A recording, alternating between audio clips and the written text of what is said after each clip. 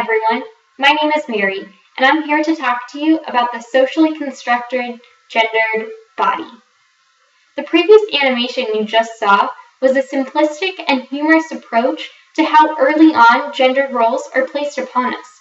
From before we're even born, we're designated with either the male or the female category.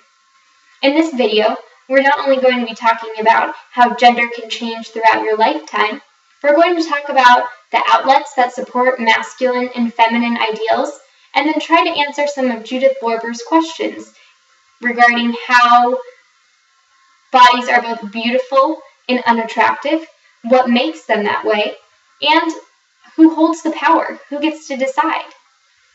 And to finish it all off, we're going to celebrate some gendered victories we've experienced this far. So before we get into all of that, I'm going to show you an example of what is considered the ideal female and the ideal male gendered body. In this image, the perfect male and female body are both portrayed. The image on the far left is the perfect female body according to women. The one next to that is the perfect female body according to men. What we can notice are a couple of obvious things. The woman on the right has a fuller figure and larger breasts, and even fuller hair. When we look at the perfect bodies for males, we see the male body on the left is the perfect male body according to women, and on the right, the perfect male body according to men.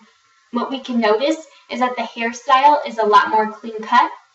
The quads, arms, and pecs seem to be larger when men select the perfect body than compared to women. But all four people equally as attractive. So, is it good that we put the stipulation on what makes someone perfect in their gendered body? Of course it's bad that we have these ridiculous ideals of what the perfect male and female body look like to live up to. But we should understand why it's so important that we're given these ideals and what they do to both our psychological and physical appearances. As Lorber tells us, social construction feminism singles out gender as one of the most significant factors in the transformation of physical bodies to fit cultural ideas of feminine beauty and masculine strength. With gender being such a pivotal part of our identities, it's important to see how that gender is shaped through different outlets.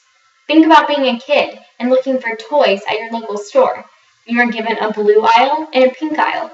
In the pink aisle, you had lots of dress-up items, princesses, Barbies, house materials, and baby dolls. In the blue aisle, you could build things, have action sports, and be scientists and create things in labs. I wonder what we're trying to tell our kids from an early age. Now, think about it as you get older and start playing school-age sports. If you're a girl and you're really athletic, you're deemed not as feminine as a girl who is more concerned about their appearance and the way that they look. If you're a boy who doesn't like to engage in sports or violent behaviors, then you're considered to be more feminine, which at that time in your life as you're going through puberty as a teenager is definitely an insult. Here is one of my favorite videos about how young girls are taking gender identity into their own hands.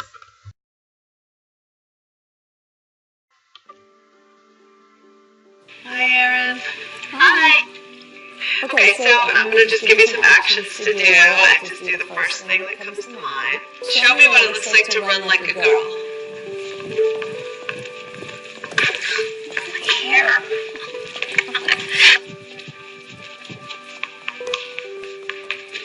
Show me what it looks like to fight like a girl.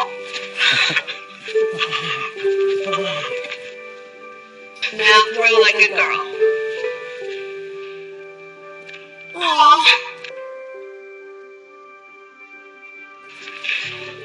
My name is Dakota, and I'm 10 years old. Show me what it looks like to run like a girl. Throw like a girl. Fight like a girl. What does it mean to you when I say run like a girl? It means run fast as you can.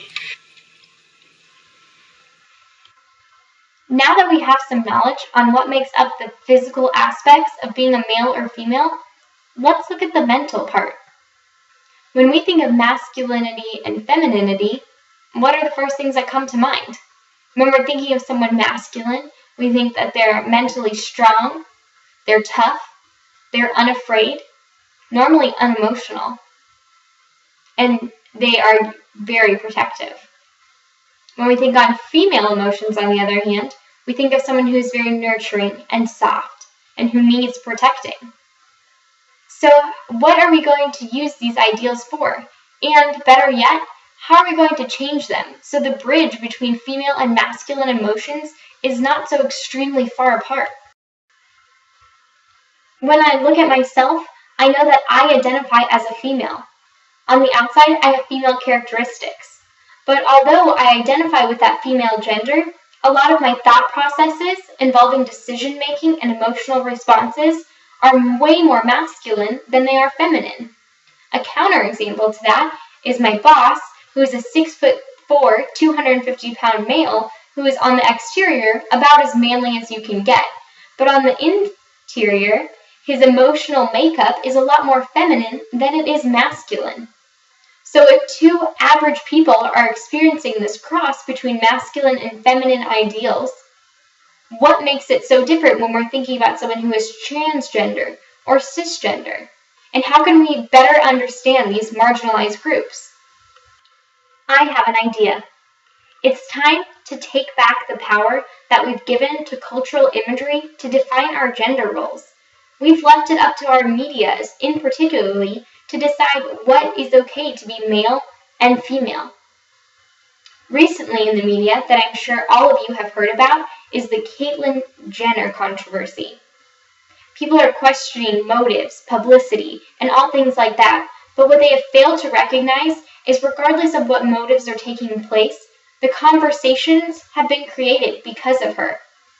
So you may not agree with her, or you may not agree with what she stands for, but you have to support the fact that she got people talking, especially people who would normally not have anything to do with gendered conversations, especially in the trans community. So, I guess it's time to celebrate some victories. The first being a personal favorite of mine. So Facebook originally had this gender option, and it only gave us two, male and female. Now we have a custom option where you can type in whatever you want, and then you get to choose what pronoun you prefer. So you can be female, male, or neutral. With such a subtle but impactful change taking place on a huge social media outlet, one more comes to mind. Although we have a long way to go, these little things that we're doing are really making a difference, especially for our kids in the future. Recently, Target has decided to do away with gendered aisles.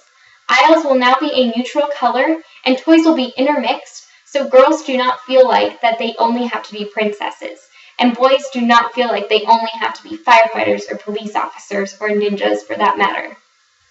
So, this is just the beginning of a fight to gender equality and getting rid of the social construction of the gendered body. There is still a lot of work to be done, but through conversation and crucial thoughts, we can make a difference. Thank you.